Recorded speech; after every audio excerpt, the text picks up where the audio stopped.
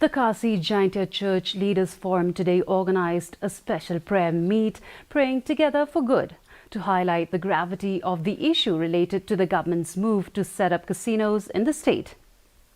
Kjclf Secretary Reverend Edwin Kjclf said that the special prayer meet was held at the KJP English Service Church, Police Bazaar.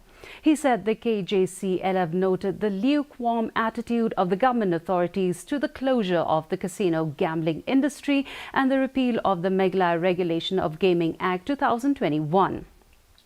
The forum calls on leaders of different churches, organizations and institutions to support this movement, he added.